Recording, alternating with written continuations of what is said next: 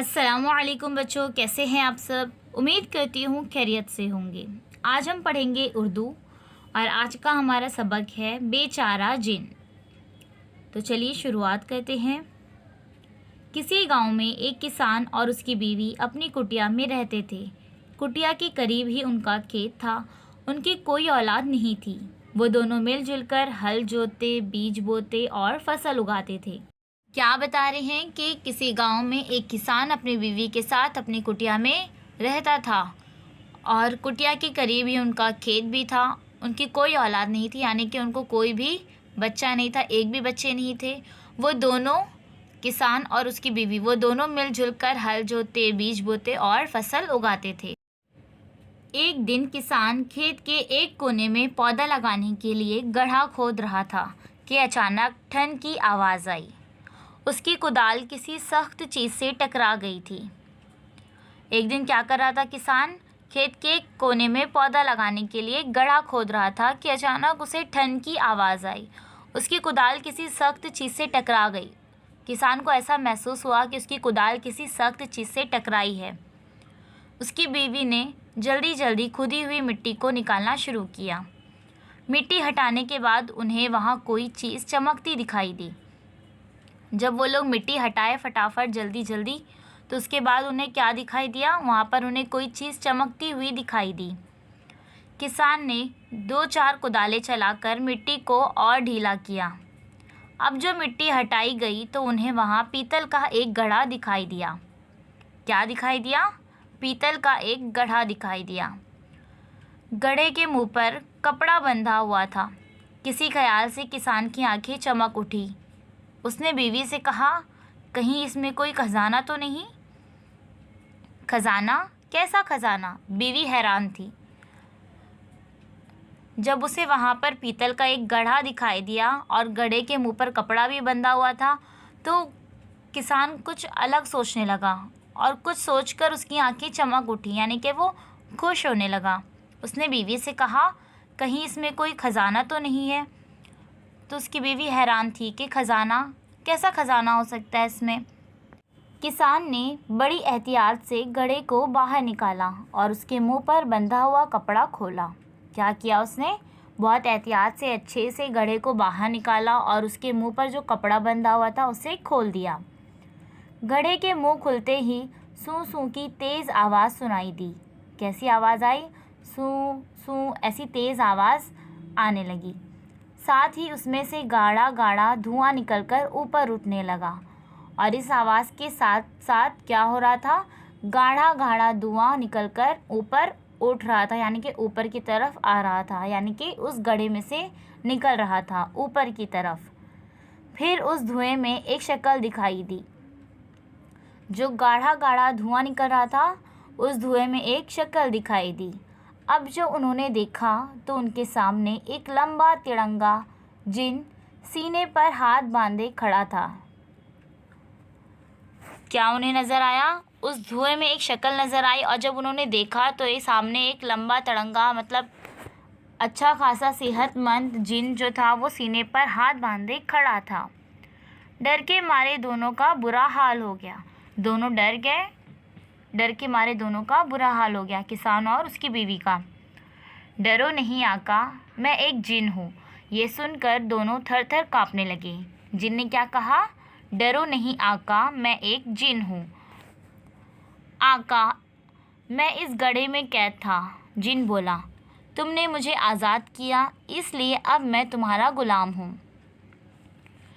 जिन ने क्या कहा कि डरो नहीं आका, मैं एक जिन हूँ, और क्या कह रहा है कि आका, मैं इस घड़े में कैद था और इसमें से मुझे किसने आज़ाद किया? आप दोनों ने। तो इसके लिए अब मैं तुम्हारा गुलाम हूँ। जो मांगना चाहो मांगो। अब किसान की हिम्मत बंधी। कुछ बोलने के लिए उसने मुंह खोला ही था कि जिन बोल पड़ा, हाँ, मगर एक शर्त है। तुम लगातार मुझसे काम लेते रहोगे। अगर तुमने हुक्म देने में देर की तो मैं अपना दिया हुआ सब कुछ वापस ले लूँगा। किसान की हिम्मत बंदी जब उसने कहा कि डरो नहीं आका, मैं एक जिन हूँ और मैं कैद था, आप लोगों ने मुझे आज़ाद किया है, इसलिए मैं अब आप दोनों का गुलाम हूँ। तो उसने क्या कहा? जैसे जो मांगना चाहते हो वो मांगो। तो जैसे ही किसान ने सोचा कि मैं कुछ बोलूं, उसने मुंह खोला ही था कि जिन वापस से क्या कह रहा है कि मगर एक शर्त है, तुम लगातार यानी कि मुसलसल मुझसे काम लेते रहोगे। अगर तुमने हुक्म देने में देर की तो मैं अपना दिया हुआ सब कुछ वापस ले लूँगा। यानी कि लगातार जिनको एक एक काम बोलना ही था, एक एक हुक्म देना था। अगर हुक्म देने में देरी कर देते तो क्या होता, वो जो कुछ भी पहले से दिया हुआ था वो भी सब ले लेता। किसान की बीवी ने फ़ौरन कहा, जिन भाई, हम ज़िंदगी भर इस टूटी फूटी कुटिया में रहते आए हैं, अब हमें एक अच्छा सा मकान बना दो।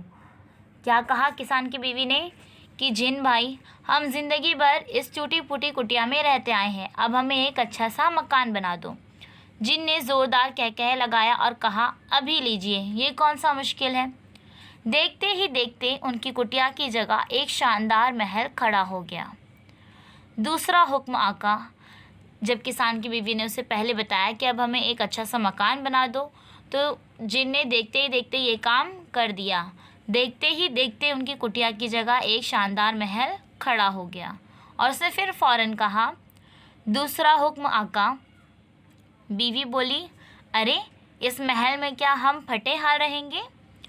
ओ, जिन ने हवा में हाथ लहराया और नज़रों से ओझल हो गया। लम्हे भर बाद वो फिर हाजिर हुआ। अब उसके हाथ में 2 बड़े बड़े संदूक थे। जब उसने कहा दूसरा हुक्म आका, तो बीवी बोली कि अब इस महल में हम फटे हाल रहेंगे।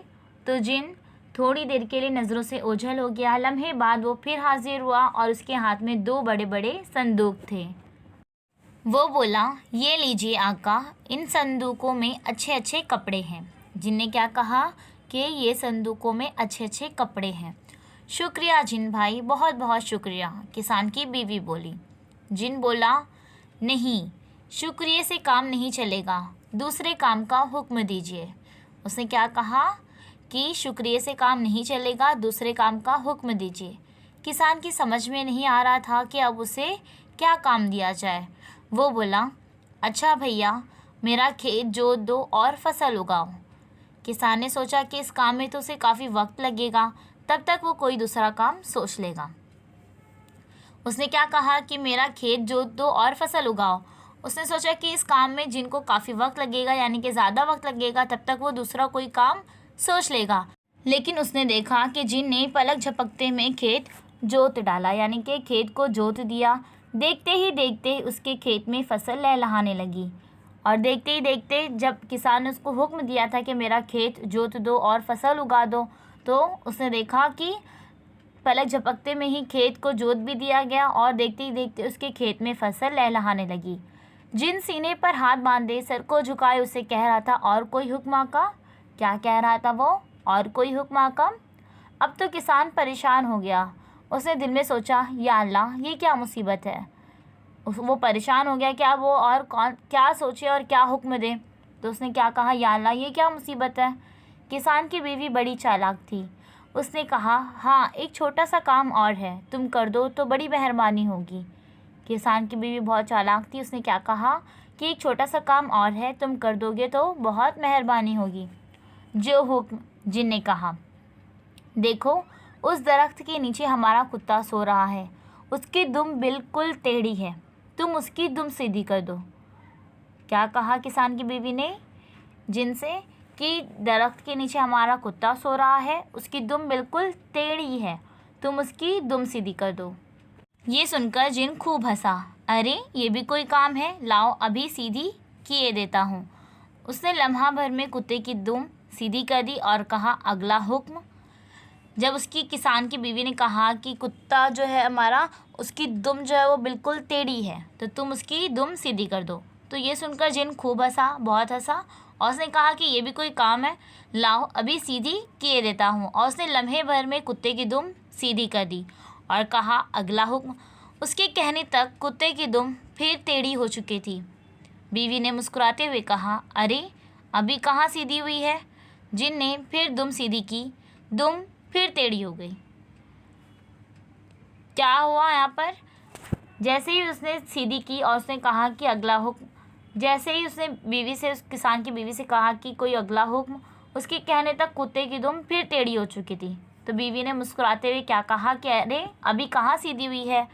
तो जिन ने फिर कुत्ते की दुम को सीधी की और दुम फिर टेढ़ी हो गई। जिन बार बार कहता रहा हुक्म, अगला हुक्म, और किसान की बीवी कहती रही भैया अभी दुम कहाँ सीधी हुई है। क्या हो रहा है यहाँ पर, जैसे ही जिन बार बार कह रहा है कि मुझे कोई अगला हुक्म दो, और किसान की बीवी क्या कहती रहती कि भैया अभी दुम कहाँ सीधी हुई है।